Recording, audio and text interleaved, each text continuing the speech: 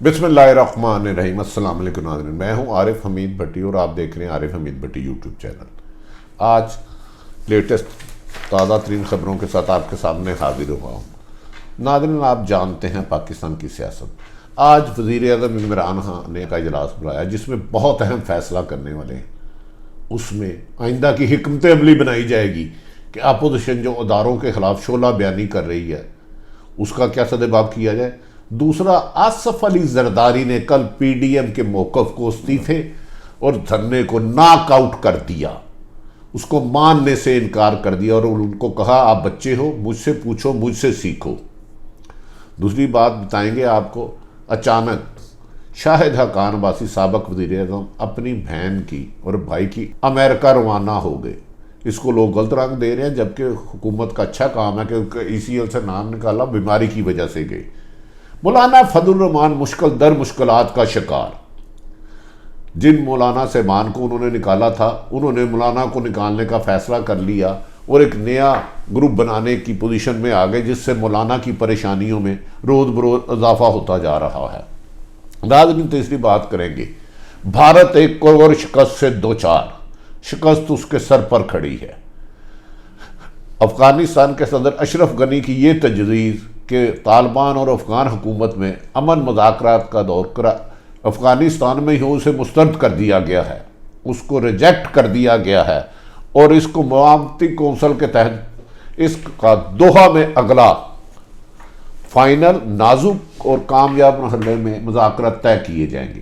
ناظرین، سب سے پہلے ہم آ جاتے ہیں کہ شاہد حقان عباسی جو سابق وزیر اعظم تھے، ان کے لیے اہم طاقتور حلقوں میں بھی سافٹ کارنر تھا، گو کہ وہ بولتے زیادہ تھے، گفتگو کرتے تھے، نواز شریف کے قریب تھے، لیکن وہ بھی کسی حد تک مریم والا نیریٹو نہیں رکھنا چاہ رہے تھے اور ہمیشہ ان کی گفتگو میں یہ رہا کہ شاہد حقان عباسی حکومت کے ساتھ یا اداروں کے ساتھ ٹکراؤ کی بجائے پرامن طریقے سے چلیں، جس پر ان کے کئی مذاکرات بھی ہوئے۔ انہوں نے مریم کے ساتھ تھے لیکن اس کے نیریٹو کے ساتھ نہیں تھے۔ ان کے بہن اور بھائی کو امریکہ میں کرونا ہو گیا اور حکومت پر انہوں نے مطالبہ کیا، جس پہ حکومت عمران خان نے اعلیٰ ظرفی کا مظاہرہ کرتے ہوئے فوری طور پر ان کا نام ای سی ایل سے نکال دیا اور وہ امریکہ روانہ ہو گئے۔ ان کے بارے میں کیا سرائیاں کی جا رہی ہیں کہ وہ لابیاں کرنے گئے ہیں، اس قسم کی گفتگو ہو رہی ہے۔ تاہم شاہد حقان عباسی کے قریبی ذرائع کا کہنا ہے کہ وہ اپنی بہن اور بھائی کی عادت کے لیے گئے ہیں، تاہم ادھر اگر ان کے کوئی کسی سے مذاکرات ہوتے ہیں، ملاقاتیں ہوتی ہیں تو وہ پاسبلٹی ہے، لیکن اصل مقصد اپنی بہن اور بھائی کی عادت کے لیے جانا ہے۔ دوسرا، ناظرین، بڑے شور اٹھا تھا پہلو میں یار کا کہ پی ڈی ایم دم مست کلندر کر دے گی۔ لاڑکانہ جہاں جلسہ کل برسی کی بے نظیر کی منائی گئی، چند فاصلے پر ذوالفقار علی بھٹو دفن تھا، جسے ضیاء الحق نے پھانسی دی تھی۔ وہ کہتے ہیں ذوالفقار علی بھٹو کو پھانسی دینے والے کی نام لیوا بھی کوئی نہیں ہے، جبکہ ذوالفقار علی بھٹو کو پھانسی دے کر خوشی منانے والے سابق وزیر اعظم نواز شریف کی صاحبزادی وہاں تقریر کر رہی تھی۔ وہاں بے نظیر کی تقریر کو بھی کہا گیا کہ بے نظیر کی شہادت ہوئی ہے لیکن قاتل نہیں ملے۔ انہوں نے یہ نہیں بتایا کہ بے نظیر کے شہید ہونے کے بعد پیپلز پارٹی کی 5 سال حکومت رہی، اس کے قاتل کیوں گرفتار نہیں ہوئے؟ نواز شریف کی حکومت رہی، اس کے قاتل کیوں گرفتار نہیں ہوئے؟ خالد شہنشاہ کو کس نے قتل کرایا، کیوں کروایا؟ سیکورٹی کا اس وقت انچارج کون تھا، کون نہیں تھا؟ ان سب باتوں کو گول کر دیا گیا۔ کاش بلاول بھٹو یہ پتا کرتے کہ 5 سال ان کی حکومت میں اصل قاتل کیوں نہیں پکڑے گئے، خالد شہنشاہ کو کیوں قتل کیا، کس نے قتل کروایا، ساؤتھ افریقہ میں کون مارا گیا۔ لیکن آصف علی زرداری نے بڑی خوبصورت اور مختصر گفتگو کی۔ انہوں نے کہا نیازی تو کوئی میٹر نہیں کرتا، لیکن انہوں نے پی ڈی ایم والوں کو آڑے ہاتھوں لیا، یعنی کہ مولانا فضل الرحمان کو اور مریم نواز اور نواز شریف کو۔ ایسا لگتا ہے کہ انہوں نے پرانے پوائنٹس کو تمام بیلنس کر لیے ہیں جو ماضی میں یہ لوگ ان کے ساتھ کرتے رہے ہیں آصف علی زرداری صاحب کے سامنے۔ انہوں نے اس موقع پر کہا آپ ہمیں یہ نہ سمجھائیں کہ حکومت کیسے کرنی ہے، میں نے سابق جنرل کو اس کے گھر بھیجا ہے بغیر کسی رکاوٹ کے اپنی حکمت عملی سے۔ انہوں نے بے نظیر کے قاتلوں کا بھی ذکر کیا۔ ناظرین، یہ جو بہت زیادہ گفتگو ہوئی تھی، اس میں جو آصف علی زرداری کا جو موقف رہا، انہوں نے پی ڈی ایم کو مخاطب نام لیے بغیر کہا کہ آپ جو موجودہ وزیر اعظم نواز عمران خان کو گھر بھیجنا چاہتے ہیں وہ آپ کی غلط فہمی ہے، ایسے نہیں جائے گا، آپ ابھی بچے ہو۔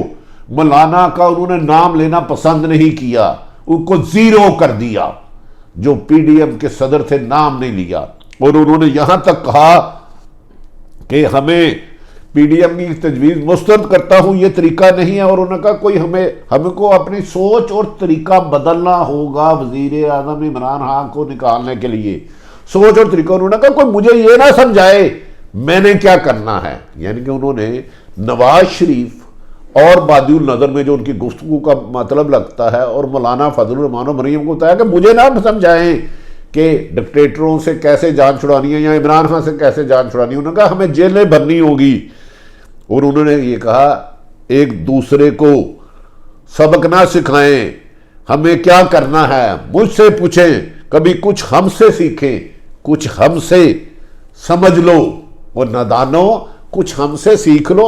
زرداری صاحب نے مولانا فضل الرحمان، آصف علی زرداری اور پی ڈی ایم کو کہا کچھ ہم مجھ سے سیکھ لو، کچھ مجھ سے سمجھ لو، تم نہ سمجھو، ہمیں جیلیں بھرنی ہوگی زرداری، ورنہ عمران خان سے جان چھڑوانا ممکن نہیں۔ اس کا مطلب ہے بادی النظر میں کہ انہوں نے اس بات سے انکار کر دیا کہ نہ تو استعفوں سے وہ جائے گا عمران خان وزیر اعظم، نہ ہی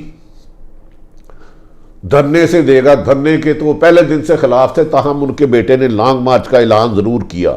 تو میرا خیال ہے کل کی تقریر میں نواز شریف، مریم اور مولانا کو تھا کہ آصف علی زرداری ڈکٹیشن سے نہیں چلے گا، اپنی حکمت عملی بنائے گا، یقیناً وہ ایک زیرک سیاست دان ہے۔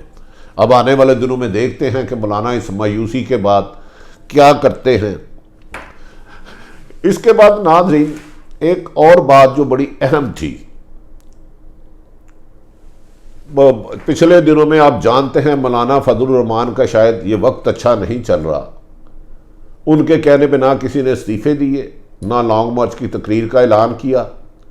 پچھلے دنوں میں ان کی جماعت میں ان کے خلاف بغاوت ہو گئی اور کہا گیا کہ مولانا فضل الرحمان نے ایک اسلامی جماعت کو اپنے مفاد کے لیے استعمال کیا اور اس کا مجروح کیا ہے، جس پر مولانا فضل الرحمان لوگوں کو تو جمہوریت کا درس دیتے ہیں بغیر کسی شوکاز دیے۔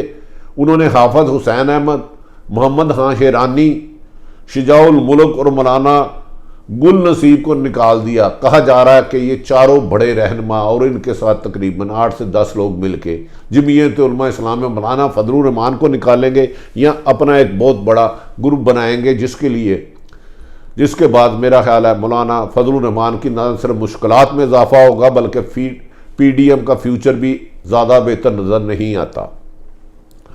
لیکن ناظرین اس وقت حکومت کو بھی تھوڑا سا دانش مندی سے کام لینا ہے۔ اگر پی ڈی ایم کی جماعتیں پیپلز پارٹی کے علاوہ رضائن دیتی ہیں یا پیپلز پارٹی دیتی یا نہیں دیتی، بظاہر ابھی تک پیپلز پارٹی واضح کہہ چکی ہے وہ استعفے نہیں دے گی، اور لانگ مارچ کرتی ہیں دھرنے کے تو پیپلز پارٹی خلاف ہے، خود کہہ چکی ہے۔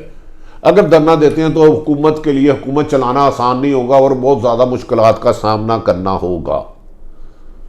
بے نظیر کی برسی پر اداروں پہ حملے کرنے پر بھی اہم اداروں نے اپنا اجلاس طلب کر لیا ہے، اور آخر کب تک انہوں نے اپنے اداروں نے اپنی انسلٹ کرانی ہے، اس بارے میں بھی ایک فیصلے اہم کیے جائیں گے۔ آج وزیر اعظم نے اجلاس بنایا ہے، اپوزیشن کے حکمت عملی سے نبڑنے کے لیے اسٹریٹجی بنائی جائے گی کہ انہیں کتنا مارجن دینا ہے، کیونکہ ان کی گفتگو میں احتجاج کی بجائے انتشار زیادہ پھیلتا جا رہا ہے۔ عمران خان کو بھی اب چاہیے کہ ان حالاتوں میں بعض موقعوں پہ اپنی ضد کر کے نیشنل ڈائیلاگ کی طرف آئیں اور کم سے کم اپنی موجودہ ٹیم میں سے کچھ نااہل لوگوں کو فارغ کر کے ڈیلیور کر کے دکھائیں، ورنہ عمران خان صاحب کے لیے یقیناً کوئی بہت اچھی پچ نظر نہیں آتی۔ آپ نمبر گیم دیکھیں تو زیادہ ہے۔ کل ایک بڑی حیرت والی بات ہوئی، یاد رکھے کہ پی ڈی ایم میں جماعت اسلامی نے شمولیت اختیار نہیں کی اور وہ الگ سے احتجاج کر رہی ہے، لیکن کل بالآخر وہ بھی عمران خان پر برس پڑے، اور نہ صرف عمران خان پر برس پڑے، انہوں نے کہا کہ عمران خان کی طرف مخاطب کرتے ہیں اور نالائق طالب علم کو نقل کے باوجود بھی فیل ہو گیا ہے۔ انہوں نے بھی الیکشن کو فیئر نہیں قرار دیا۔ سراج الحق صاحب نے انہوں نے کہا عمران خان کو نقل کروائی گئی لیکن وہ پھر بھی پاس نہیں ہو سکا۔ یقیناً جماعت اسلامی کا بڑا ووٹ بینک ہے، اس موقع پر حکومت کو جماعت اسلامی سے بھی بات کرنی چاہیے۔ آخری اہم ترین بات بتاتا چلو ناظرین، بھارت کے دروازے پر ایک اور شکست دستک دے رہی ہے اور بھارت کی پریشانیوں میں اضافہ ہونے والا ہے۔ بھارت ہمیشہ سے امریکہ کی پشت پناہی پر افغانستان میں اپنا رول رکھ رہا تھا، آہستہ آہستہ کا کردار ختم ہوتا گیا اور پوری دنیا نے پاکستان کے کردار کو سراہا کہ پاکستان نے افغانستان میں امن قائم کرنے کے لیے نہ صرف دہشت گردی کا خاتمہ کیا بلکہ افغانستان میں ہونے والی دہشت گردی کے خاتمے کے لیے افغانستان حکومت کی بھرپور حمایت کی۔ بھارت نے شرارت کی کہ افغانستان کے صدر اشرف غنی نے کہا کہ آئندہ جو ان کے ساتھ مذاکرات ہو رہے ہیں، ناظرین اشرف غنی نے کہا کہ طالبان اور افغان حکومت کے درمیان آئندہ مذاکرات جس پر کونسل نے اسے ریفیوز کر دیا۔ انہوں نے کہا کہ جس طرح اب نازک اور اہم مرحلے میں مذاکرات داخل ہو گئے ہیں، اس موقع پر اس کا شیڈول نہیں چینج کیا جائے گا اور دوحہ میں مفاہمتی کونسل کے تحت نازک اور اہم مرحلے کے مذاکرات 5 جنوری کو طے کر لیے گئے ہیں۔ اگر یہ مذاکرات کامیاب ہو جاتے ہیں طالبان اور افغان حکومت میں تو بھارت کا اثر نہ ہونے کے برابر رہ جائے گا اور افغانستان امن کی طرف چل پڑے گا۔ اس سلسلے میں مفاہمتی کونسل کے ترجمان کا کہنا ہے کہ اس وقت افغانستان میں کافی حد تک امن آ چکا ہے، جس کے بعد بھارت اور دیگر ملکوں میں جو دہشت گردی کی راستے کو ہموار کر رہے تھے وہ نہیں ہوگا۔ اگلا مرحلہ یعنی کہ 5 جنوری کو دوحہ میں ہوگا۔ مذاکرات اہم و نازک مرحلے میں داخل ہو چکے ہیں۔ اس سلسلے میں مفاہمتی کونسل کے ترجمان فریدون نے کہا ہے کہ یہ مرحلے وار یہ جو 5 جنوری کو ہو رہا ہے اس میں کا امن معاہدہ پاکستان اور افغانستان کی دوستی کا باعث بنے گا۔